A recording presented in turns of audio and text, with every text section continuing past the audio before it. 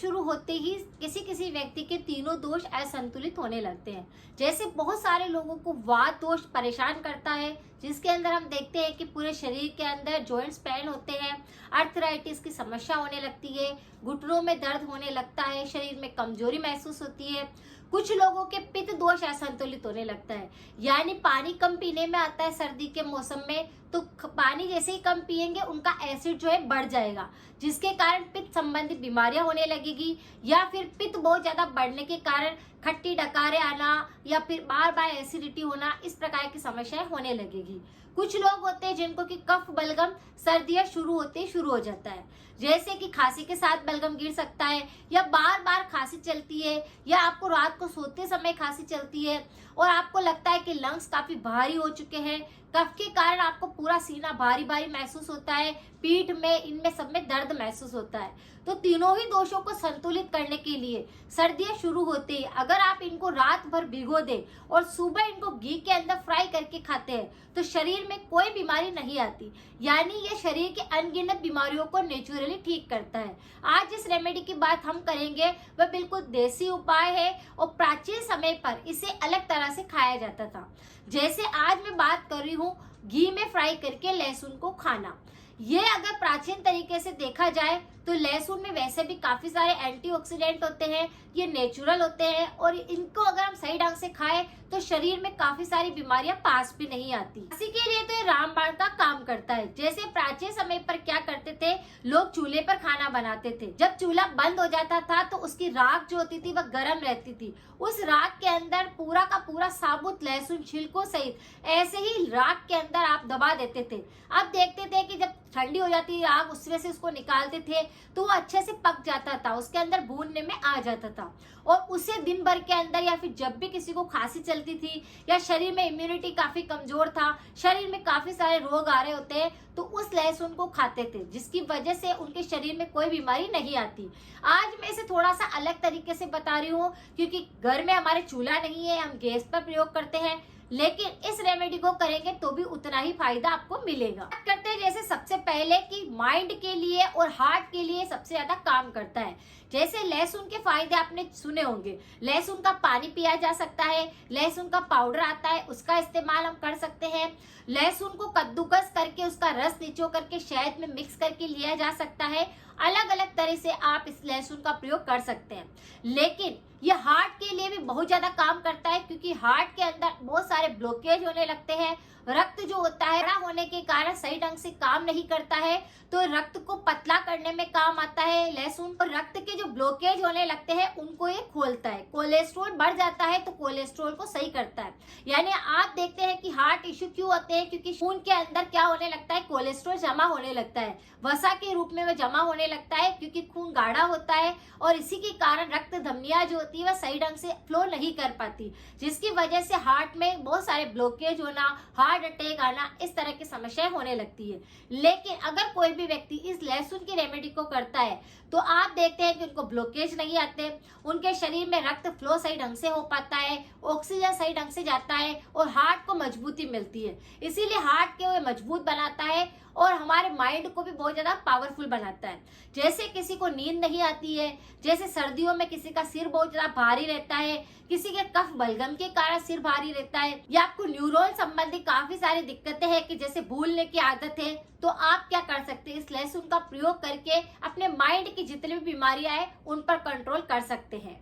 Auto immune disease, या आप सब जानते होंगे, ऑटो इम्यून डिजीज के अंदर कई तरह की बीमारियां ऐसी होती है जो ऑटोमेटिक हमारे शरीर के अंदर एक के बाद एक आती रहती है। जैसे कभी किसी के पैरों में जॉइंट्स पेन होने लग गए, किसी को आप देखेंगे स्किन डिजीज हो गई। इस तरह से शरीर के अंदर ऑटो इम्यून डिजीज का मतलब है कि एक के बाद एक लगातार आपके शरीर में बीमारियां आती है और उन पर कंट्रोल करना मुश्किल होता है। अगर आप भी इस तरह से ऑटो इम्यून डिजीज से परेशान है तो सबसे पहले तो आपको इम्यूनिटी पर काम करना है और ऐसी रेमेडी आपको खानी है जो सर्दियों में आपके ऑटो इम्यून डिजीज को और ज्यादा बढ़ाए नहीं, क्योंकि जब ये बढ़ती है तो जैसे कि अर्थराइटिस ज्यादा गंभीर हो जाता है, या फिर शरीर के अंदर जॉइंट्स इतने ज्यादा दुखने लगते हैं कि आप देखते हैं कि दर्द क्यों नहीं जा रहा। कफ बलगम भी है तो वह बहुत ज्यादा बढ़ जाएगा, स्किन डिजीज है तो वह ज्यादा बढ़ जाएगी, खत्म नहीं होएगी। तो आपको यहाँ पर अंदरूनी और बाहरी दोनों तरीके से रेमेडी करेंगे तो आपकी ऑटो इम्यून डिजीज बिल्कुल ठीक हो सकती है। जैसे लोगों के शरीर के अंदर गठाने होती है, वो जैसे कभी जांघों में बन जाती है, कभी आप देखेंगे तो पेट पे, सीने में, हाथों की बाजुओं में बन जाएगी, गले में बन जाएगी। इस तरह से ऑटो इम्यून डिजीज के अंदर गठाने भी कई बार देखने को मिलती है और जब आप इनका टेस्ट करवाते हैं तो कई तरह की और दिक्कतें पैदा हो जाती है। इसीलिए ऑटो इम्यून डिजीज भी लहसुन खाने से काफी जल्दी ठीक होता है। इस पर भी आप कंट्रोल कर सकते हैं।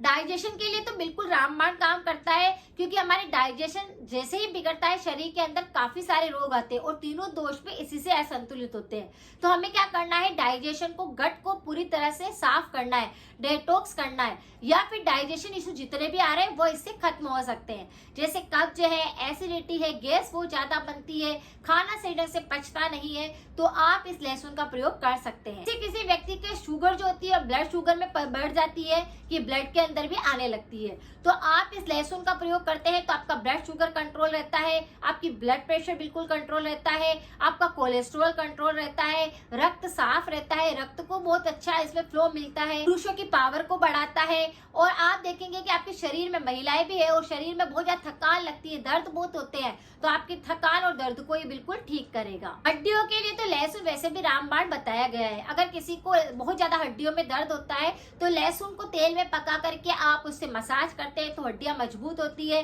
अंदरूनी अगर आप इस लहसुन को खाते हैं तो आपकी हड्डियां मजबूत होती है, क्योंकि इसमें कैल्शियम होता है, आयरन होता है। अब हमें इसे, जैसे कि सारी बीमारियों को ठीक करने के लिए रात भर आपको क्या करना है, लहसुन की कलियों को 2 कलियां लेनी है आपको रोज के लिए, उन्हें पानी के अंदर अच्छे से साबुती छिलकों सहित भिगो देना है और सुबह आपको उनको छिलकों को हटा लेना है और थोड़ा सा देसी घी रखना है, ज्यादा नहीं रखना है, हल्का सा, और उसे गर्म करके उस लहसुन के आप छोटे छोटे टुकड़े करके भी फ्राई कर सकते हैं या साबुत लहसुन भी आप उसके अंदर फ्राई कर सकते हैं।